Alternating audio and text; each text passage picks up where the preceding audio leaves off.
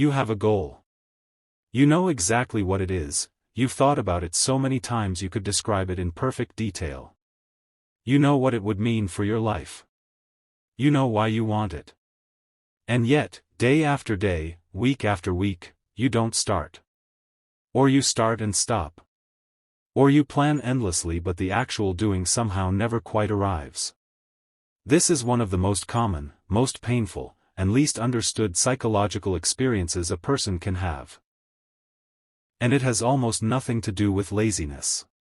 By the end of this video, you'll understand exactly what's happening in your brain, and why the person with the biggest vision is often the one who takes the least action. Here's the first reason, and it's rooted in neuroscience. When you vividly imagine achieving your goal, your brain releases a small amount of dopamine, the same reward chemical released when you actually accomplish something. The visualization triggers a partial reward response. And here is the critical problem with that: your brain's motivation system is primarily driven by the anticipation of reward, not the reward itself. When you imagine the goal in vivid detail, the achievement, the recognition, the version of yourself who made it, your brain partially satisfies the craving. The urgency to actually start is slightly reduced. The gap between dreaming and doing has a neurological explanation. Your brain, in a very real sense, partially celebrates before you've done the work. Here's the real reason, the one beneath all the surface-level excuses, and it's the one that most productivity advice completely misses. Not starting protects something precious, the untested version of the dream. As long as you haven't tried, you can't fail. The goal exists in a perfect, protected state, possible, intact, fully alive with potential. The moment you actually begin, you risk something terrifying: evidence. Evidence that it's harder than you thought. Evidence that progress is slower than the vision. Evidence that you might try your absolute best and still fall short of the person in your imagination. Psychologists call this self-handicapping, and it's not weakness. It's the mind protecting the most important story it tells about itself, that the potential is there. The action just hasn't happened yet. The second major psychological trap: all-or-nothing thinking. The person with big goals often has an extraordinarily vivid internal picture of the finished version, the complete achievement, the full transformation. And because that image is so clear and so large, the gap between where they currently are and where they need to be feels genuinely overwhelming. So instead of taking the first small, manageable step, they wait for the conditions to align that would allow them to do it properly. The right time. The right resources. The right energy level. The right version of themselves. And those conditions, by design, never quite arrive, because all-or-nothing thinking has ensured that anything less than perfect readiness disqualifies the attempt. The third trap: the imposter loop. It sounds like this: who am I to pursue this goal? Someone else is already doing it, and doing it better. I need to learn more, prepare more, be more qualified before I can legitimately begin. This loop is particularly vicious because it disguises itself as humility and rationality. It feels like reasonable, responsible caution. But what it actually is, psychologically, is a fear of being exposed as insufficient, dressed up as a preparation checklist. The loop keeps spinning. The list of things to learn first never ends. The goal recedes. And meanwhile, the people actually doing the thing are not more qualified, more prepared, or more certain than you. They simply started before they felt ready. Readiness, for most meaningful things, arrives through action, not before it. Here's what's happening at the neurological level, because understanding this removes the shame.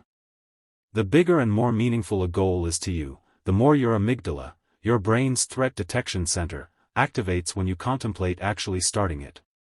This is not ironic or cruel. It's logical: the bigger the goal, the bigger the potential loss if it doesn't work. The more your identity is tied to a dream, the more threatening failure becomes. So the very goals that matter most to you are the ones your brain most aggressively protects you from attempting. Add to this the dopamine released through fantasy, and you have a system perfectly designed to keep ambitious people comfortable in the planning phase indefinitely. This is not a character flaw. It is a biological pattern that requires a specific kind of interruption. So what actually breaks the pattern? Not more planning. Not more motivation. Not waiting until you feel ready. The interruption that works is embarrassingly simple, the 2-minute rule. Whatever the goal is, find the smallest possible action that takes 2 minutes or less and do it now, before your brain can run the threat assessment. Write 1 word. Send 1 email. Do 1 push-up. Make 1 call. The goal is not the 2 minutes of output.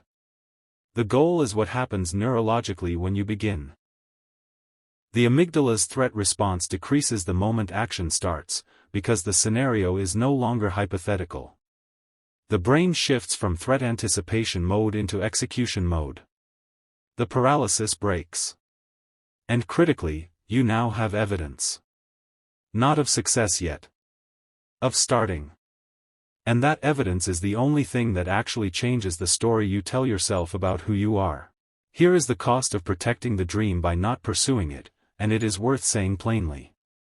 Every day the goal stays safe in your imagination, unexposed to the risk of failure, it remains exactly what it is, a possibility.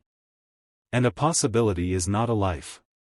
It is not a skill built, a project finished, a version of yourself arrived at, a story you actually lived.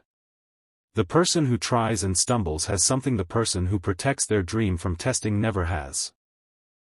Evidence that they are someone who does things. Progress that is real, however imperfect. A self-concept built from action rather than intention. The untested dream feels precious because it's perfect. But perfection that exists only in your head cannot change your life. An imperfect attempt in the real world, even a failed one, already has. You have a goal. You've had it for a while. You know exactly what it is. And now you also know exactly why your brain has been keeping you from it, not because you're lazy, not because you don't want it enough, but because your threat system is calibrated to protect the potential version of yourself from the risk of an imperfect real attempt. That's not failure.